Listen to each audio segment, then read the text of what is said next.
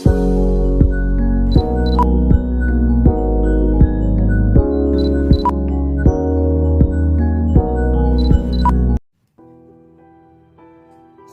बच्चों, आज का जो हमारा मौजू है, हमारा टॉपिक है, वो एक ऐसे एक मजमून है जैसा कि आपको नाम से मालूम हो गया होगा। आज का जो टॉपिक है हमारा वो माहौलियाती आलूदगी है। आज का जो टॉपिक है ये इसे इंग्लिश में पॉल्यूशन कहेंगे और हिंदी में पर्यावरण प्रदूषण कहेंगे। ये 12th क्लास के बच्चों के लिए वेरी वेरी इंपॉर्टेंट है, क्योंकि आज के जो हमारे माशरे में जो पॉल्यूशन हो रहा है उसके अकॉर्डिंग ही ये ऐसे लिखवा रहा हूं मैं आपको। और आपने अगर ये ऐसे, एक तो ये बहुत ही सहल जबान में और सलीस जबान में लिखा हुआ है, दूसरी बात ये है इसमें मैंने डायग्राम बनाया है, और इस टाइप से अगर आपने ऐसे लिखा, ऐसे इस टाइप से अगर आपने मजमून लिखा तो उम्मीद ये है कि आपको इंशाल्लाह पूरे के पूरे नंबर मिलेंगे बोर्ड एग्जाम्स में। चलिए अब हम वक्त जाया ना करते हुए मजमून का आगाज करते हैं। तारुफ। माहौलियाती आलूदगी का मतलब गर्दोपेश के माहौल का गंदा होना है। इंसान के आसपास की चीजें जैसे हवा, पानी, मिट्टी या फिजा या जिंदगी के दूसरे सामान गंदा होना माहौलियाती आलूदगी कहलाता है। इंसान बहुत से काम ऐसे करता है जिनकी वजह से कुदरती माहौल में गैर जरूरी खलल पैदा होता है। इस सूरत में माहौलियात का तवाजुन बिगड़कर जिंदगी के लिए, बच्चों के लिए खतरनाक साबित होता है।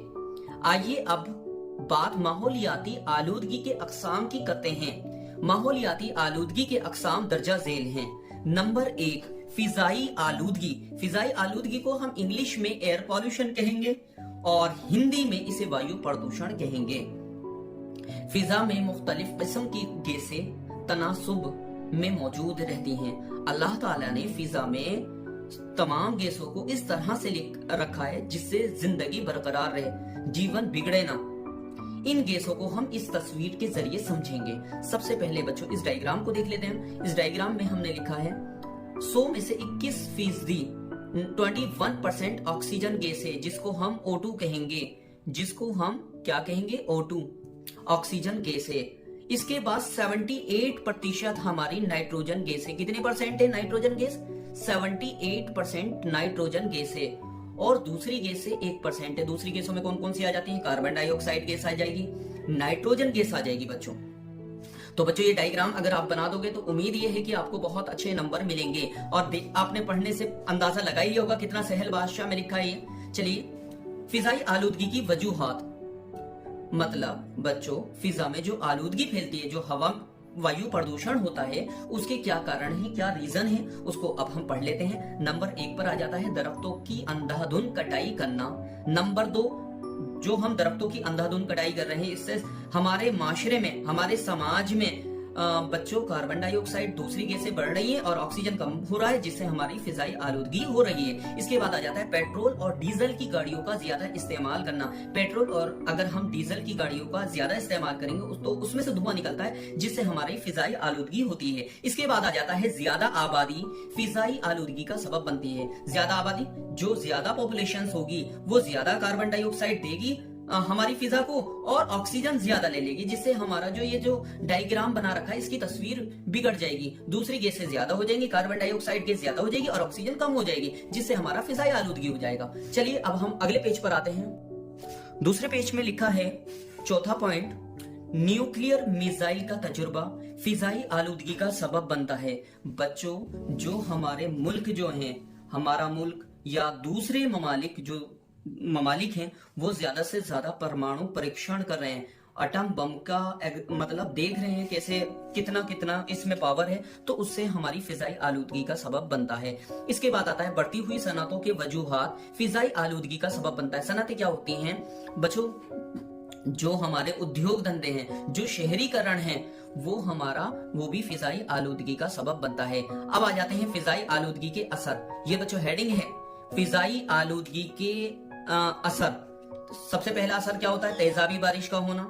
दूसरा, फिजाई आलूदगी की वजह से इंसान के अंदर होने वाली बीमारियां जैसे थकावट, सर दर्द, नाक और गले में जलन और घुटन वगैरह, ये बीमारी आप लिख सकते हो। इसके बाद आता है, ये भी हेडिंग है बच्चों, ये भी एक हेडिंग है, फिजाई आलूदगी को रोकने के लिए की कोशिशें। फिजाई आलूदगी को किस तरह से रोका जा सकता है? नंबर 1, दरख्तों की कटाई को रोकना और नए दरख्तों को लगाना। जितने हमारे दरख्त लगाए जाएंगे, कम कटाई होगी, उतना ही हमारा फिजाई आलूदगी को दूर किया जा सकता है। दूसरा है बढ़ती हुई आबादी को रोकना। जो हमारे हिंदुस्तान की, हमारे मुल्क की आबादी दिन पे दिन बढ़ रही है, अगर हम उसको कंट्रोल कर लेंगे तो हमारी फिजाई आलूदगी भी कंट्रोल खुद ब खुद हो जाएगी। इसके बाद आता है इलेक्ट्रिक गाड़ियों और साइकिलों का ज्यादा इस्तेमाल करना। आपको पता ही है इलेक्ट्रिक गाड़ियों और साइकिलों से कोई पॉल्यूशन नहीं होता है, इस वजह से इसका ज्यादा इस्तेमाल करना। पेट्रोल और डीजल की गाड़ियों को कम से कम इस्तेमाल करने से फिजाई आलूदगी को रोका जा सकता है। इसके बाद आ जाता है दूसरे नंबर पर है बच्चों आबी आलूदगी। आबी आलूदगी को हम इंग्लिश में वाटर पॉल्यूशन कहेंगे। वाटर पॉल्यूशन हिंदी में जल प्रदूषण। सभी जानदारों के लिए साफ पानी बहुत जरूरी है। दुनिया में सिर्फ 3% पानी पीने के लिए ही है। बच्चों, दुनिया में जो इतना सारा हमें पानी दिखाई देता है, वो जो 97% वाटर है, वो हमारा एक किस्म का जहर है, खारा पानी है, जिसको पीने के बाद हम बच ही नहीं सकते हैं। तो हमारा सिर्फ दुनिया में 3% पीने के लिए पानी है। अगर हमने इसको बचा के नहीं रखा तो आने वाले टाइम में ये सारा का सारा जो वाटर है वो डिस्ट्रॉयड हो जाएगा और हम प्यास से ही मर जाएंगे। तो इस वजह से हमें आबी आलूदगी को रोकना बहुत जरूरी है। आबी आलूदगी के बारे में समझ गए होंगे आप। सभी जानदारों के लिए साफ पानी जरूरी है। जितने भी जानदार हैं हमारे दुनिया में, वो सभी के सभी पानी से ही जीवित हैं, पानी से ही जिंदा है। दुनिया में सिर्फ 3% ही पानी पीने के लिए है।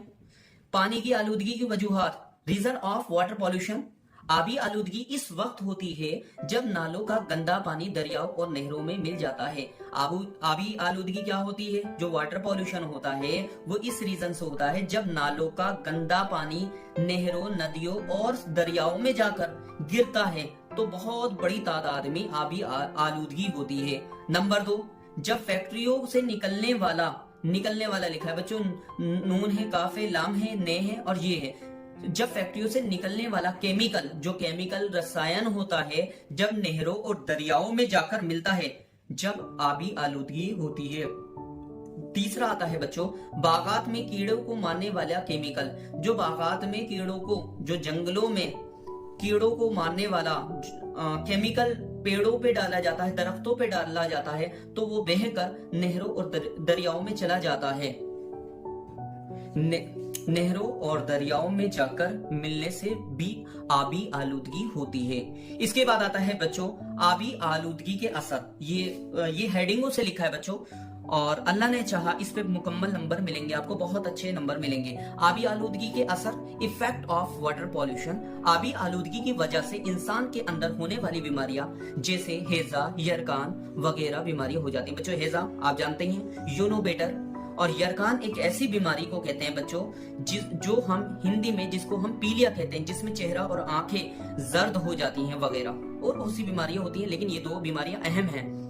इसके बाद आता है आबी आलूदगी को रोकने के लिए कोशिशें।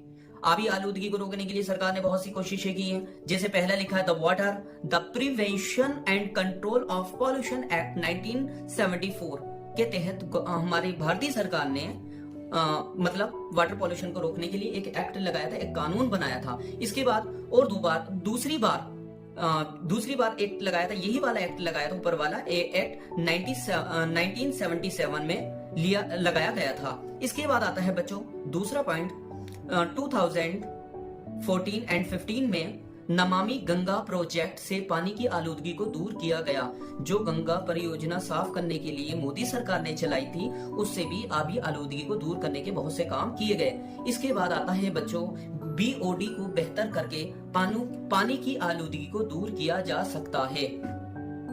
बच्चों BOD को बेहतर करके पानी की आलूदगी को दूर किया जा सकता है। BOD क्या है? BOD की फुल फॉर्म है बायोकेमिकल ऑक्सीजन डिमांड।